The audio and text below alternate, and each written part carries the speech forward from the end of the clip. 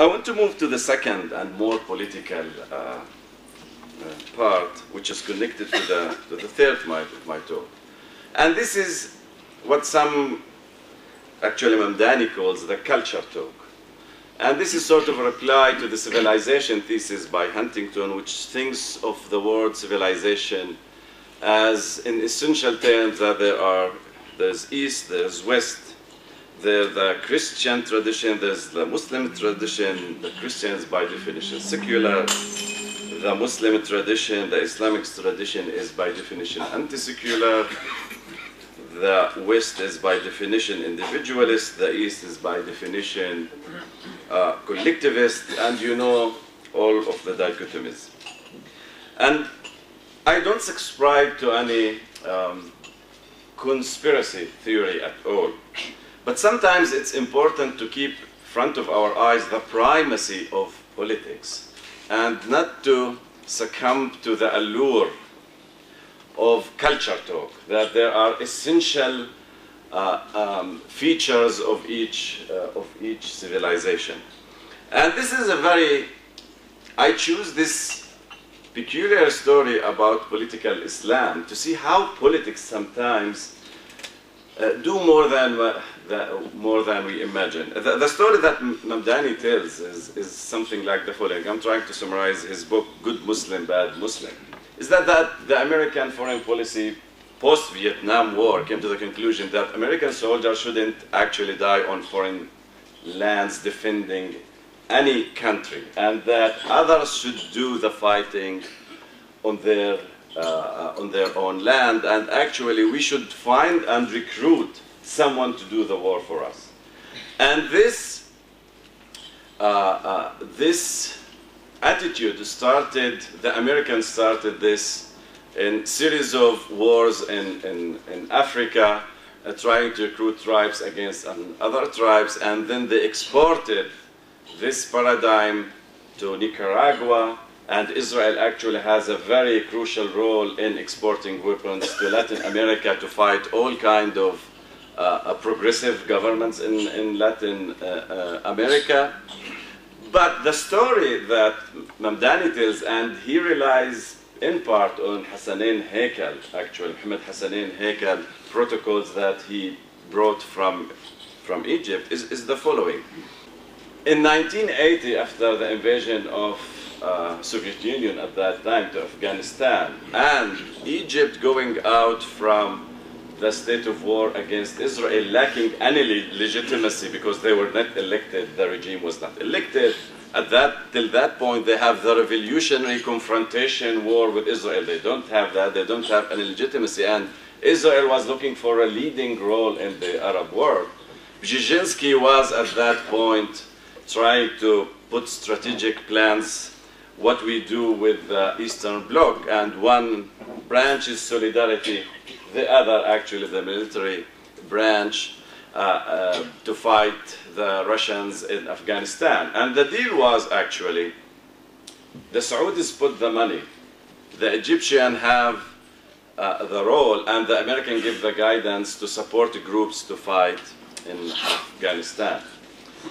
And the amount of money, sometimes we think too much about ideas and we go to the text of religious text or canonical text. We think that everything goes by text as if there's no money, power, and politics in the world. I'm not trying actually to minimize to zero the importance of canonical text, but I want to keep our eyes on the political. There are political forces using and abusing certain feelings which are there.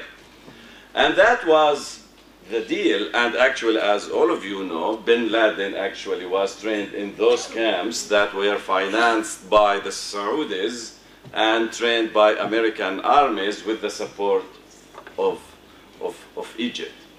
And actually, the first time in history of privatization of armies and spreading of weapons is the product of the combination of these three forces, Egypt, Saudi Arabia, and the Americans. And now, of course, the Americans at the end were the first one to suffer from this process of privatization of weapons in the hands of Islamic militant group, and they ended up suffering the product of their own hand. This is, I give just an example. To rethink essentialist ways that from time to time we come to think about. We read several texts, Islamic texts, and from them we establish a theory. Then we read few texts from the Bible and we establish from them a political theory.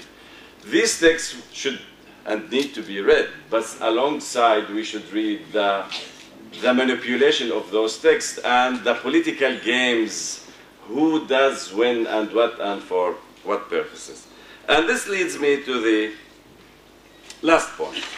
I hope that the recent revolutions in Egypt and in Tunisia, in Libya, though it's a little bit early to summarize them, because they, as the same guy I'm going to quote, without mentioning the names, all of the Minerva spread its wings at dusk. We can understand the processes only at the end of the process. Looking backward, we can understand what really was going on. So it's clearly, it's probably too early to summarize them, but two things I want to mention in this regard. One, again, is the primary of the political.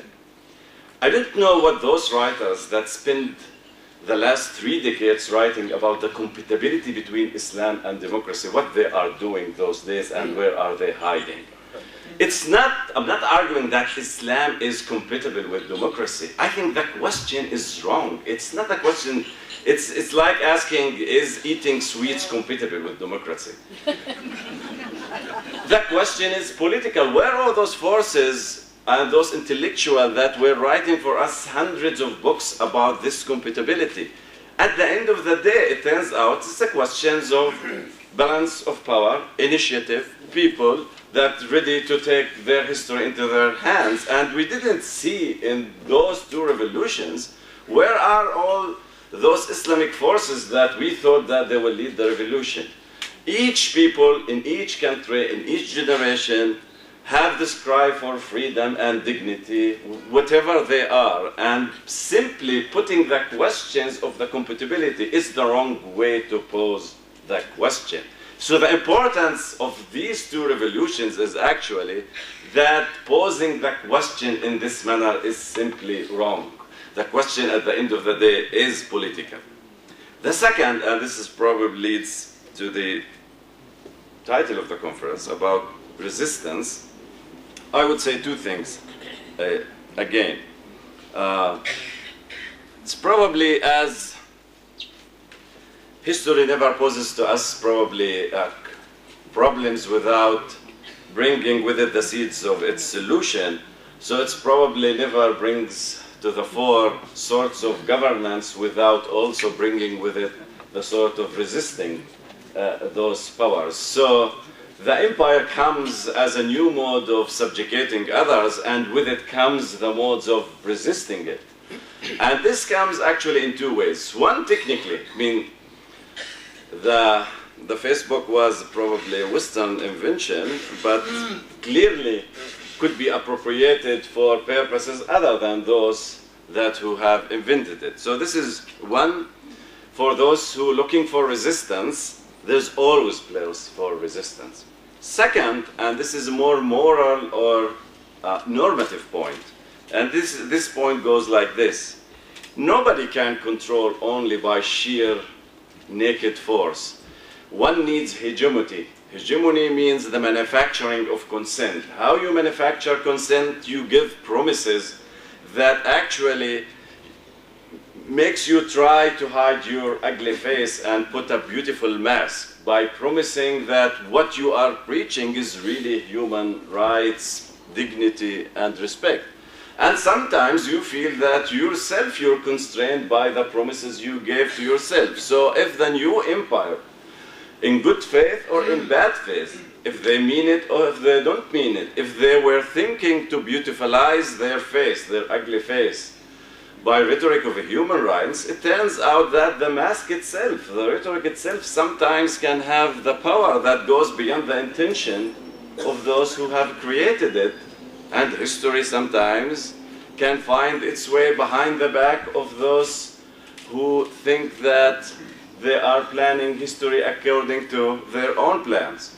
So I think the Egyptian and the Tunisian cases prove to us that rhetorics can make a difference, and sometimes the mask that some powers put on their face, sometimes this mask can become actually their face, and they are committed to the beautiful face that they claim to be despite their intention.